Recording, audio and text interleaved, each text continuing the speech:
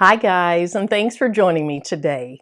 I'm Marilyn, and in today's tutorial, I'm going to show you how I made this cute sign using a frame that I got at Hobby Lobby, some pre-coated wood, and my xTool M2 laser. Now my laser is a 10-watt diode laser, but the M2 also comes as a 20-watt. So other things that I'll use, I have some wipes, I have some washi tape, I have a toothpick, I have some wood glue, and then I like to use a clear quilter's ruler to make sure everything is straight and square. So here's the xTool M2 laser that we're going to use today. There's a couple things about it that I really love. First of all, this laser has two cameras. It has an overhead camera so you see the bed of the laser, but then it has a second camera by the laser head that you can move to get a really close-up shot of what you'll be doing. A couple of other things I like about this laser is it's very user-friendly and it's also very budget-friendly. I'm in xTool Studio, and this is the software that you use to run the M2. I want to go ahead and click on New Project so that I can bring in the design that I made in Silhouette Studio. So I'll click on New Project. And you can already see a picture of this material.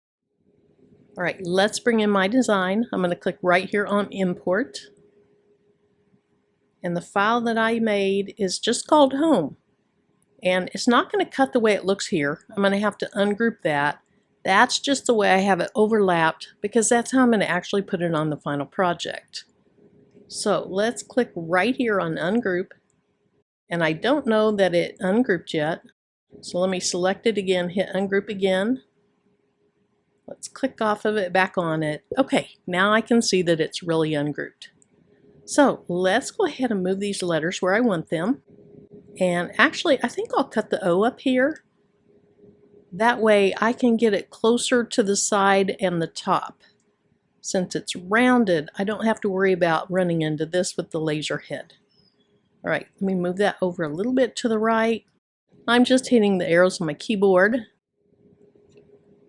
And then we'll move the M up. We'll have the H right here. And we can move those really pretty closely together. I think that'll be fine. And then finally we have this E. Let's move this M up a little bit.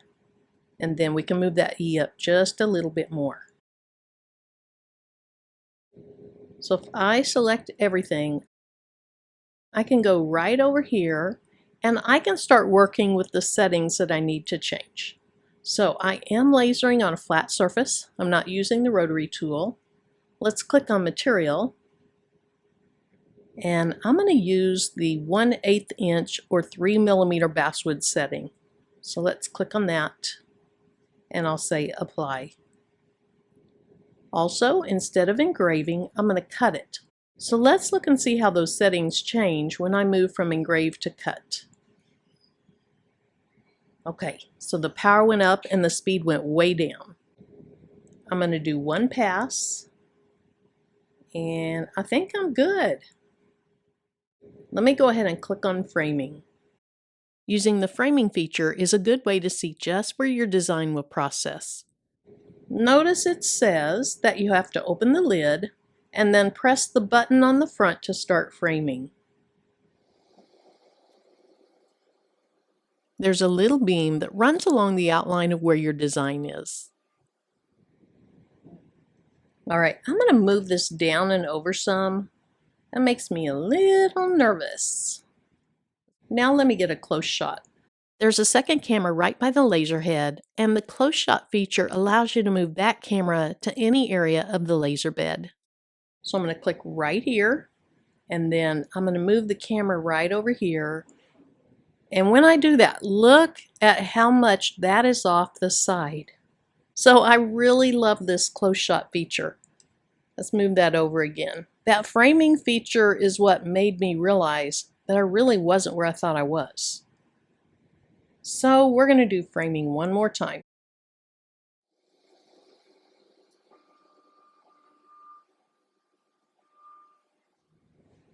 All right, we are good to go. So I went ahead and closed the lid.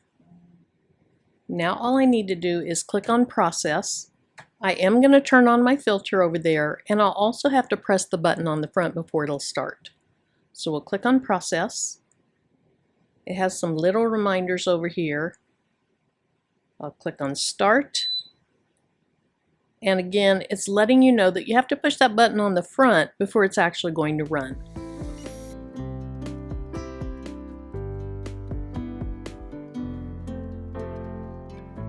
Before removing the wood, I decided to cut several small, approximately half-inch circles to help me with the project. In removing the wood, there was a place on a couple of the letters where the wood hadn't cut quite all the way through, but that's not a problem. It comes out easily with just a little tug. This can happen when the wood has an extremely hard spot in it, or a little defect in it, or maybe it's just not quite the same thickness everywhere. These letters cut out really nicely, and I've already arranged them the way I like them, and I want to try to keep them just like that. Also, because the H and the M are on top of the O and the E, they would want to kind of tilt over, so I have them supported by a bunch of these little half-inch circles. To get these put together, I'm going to use this Gorilla wood glue. This dries clear. I have some washi tape. I'll show you what I'll do with that in a minute. I have a little toothpick in case things go a little bit awry, and I also have some wipes in case that happens.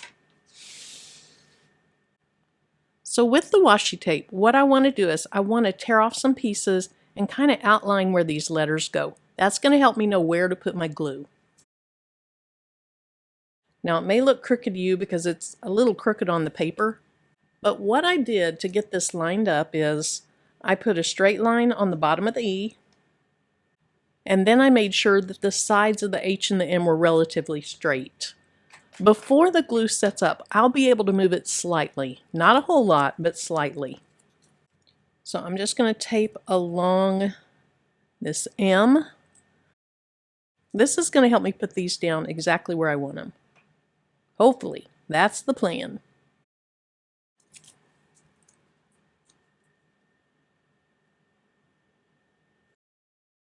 Now I bumped that one a little bit, but it'll be fine. Okay, now that I know where those are going to go back down, I'll use the tape to help me know where to put the wood glue as well. So it's serving two purposes: where to put the wood glue as well as where to put the letters back down. Now if you've worked with wood glue, or really any glue, you know that as you press things down, it seeps out. So I want to keep this wood glue just over here on the edge of the E, and right in this area, and then over on the edge of this O. I don't want to get close to that tape. And it's really not going to take that much glue. I would rather glue them back together in the off chance that it comes apart than to have my glue oozing out. Now this does dry clear, so if a little bit comes out, it's not going to be too noticeable. Okay, I want to hold the O and the E stable since those need to be there for this to go back together correctly. Let's lay the M down, making sure that it is supported by some of those circles. And then we'll put the H down, also making sure it's supported by some of those circles. And I need one right here. I think I stole it for the M.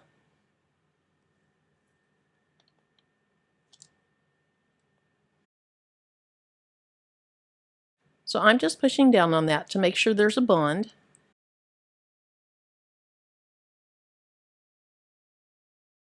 And I can see there is a little bit of glue right there.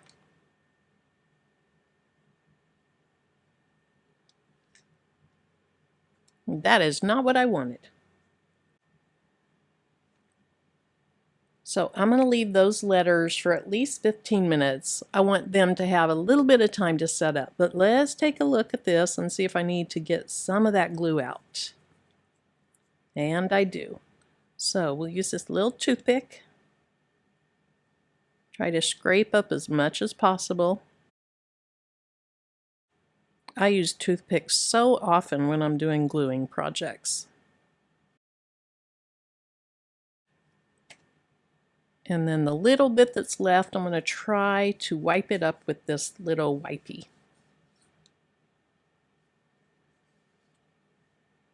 Okay, I think that's going to be fine. All right, let's check down here. That looks good. We'll lift these pieces up.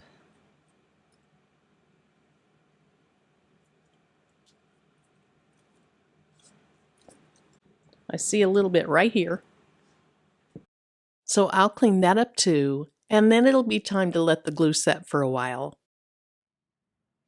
Let's check this out, and it looks like it's set up nicely, but I see a little area right here where I want to touch up the side because it's a little bit light. It's probably where I had to tug that off a little bit. Let me grab a marker and we'll fix that light spot. I just need to be really careful that I don't get any of this black marker on the front of my letters. I'm loving this so far, but now it's time to add the little circles to the back of the H and the back of the M. So I'm going to grab this wood glue again, and I forgot to tell you earlier, the instructions do say to shake this up before you use it. I find it really hard to shake up because it's really thick, but I'm going to try. Also, I have this piece of wood that I got from the Dollar Tree store. These are great for lasering projects, but I want to place it under the O and the E so that when I put pressure down, I have something under it to stabilize it. I don't want to break this glue apart. So I'm going to go ahead and put the glue on the circles, and I don't care if some of it oozes out because they're going to be far enough in on the back side that if it oozes out, it's not really going to matter. Now, I think I probably ought to glue up several of these before I start touching them, because I am messy and I know I'm going to get glue on my fingers. Now, these don't have to be super precise, but like I said, I want to get them far enough in that when that glue oozes out, it's not to the edge. And I'm not going to press down quite yet.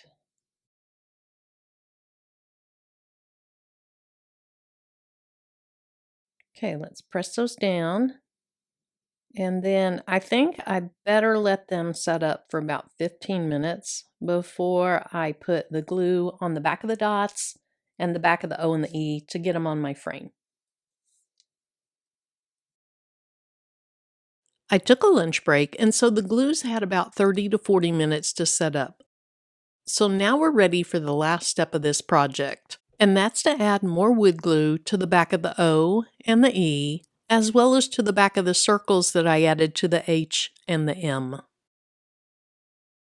And now the main thing is that when I flip this over, I'm hoping no glue drips, and I also want to get the design fairly close to its final position so that I don't drag glue and it becomes exposed.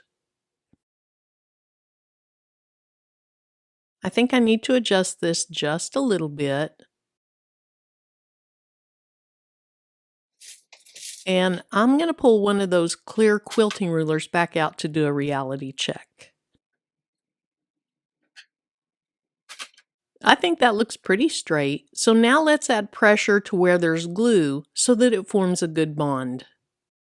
And I want to be sure to press just straight down so I don't shift it at all.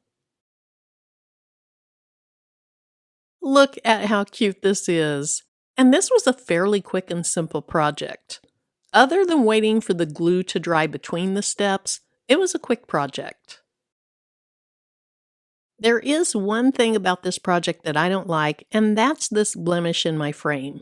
I may use a little white paint and dry brush it on to try to hide that a bit, but I have a feeling, knowing me, I might make it stick out worse than it does now. So let me know, what would you do? Would you leave it or would you try to hide it? Now, if you're in the market for an xTool M2, I'll have my affiliate link in the video description. There's no extra cost to you, but I do receive some commission from it. So thank you so much for joining me. I hope you have a great rest of your day, and until my next video, bye-bye.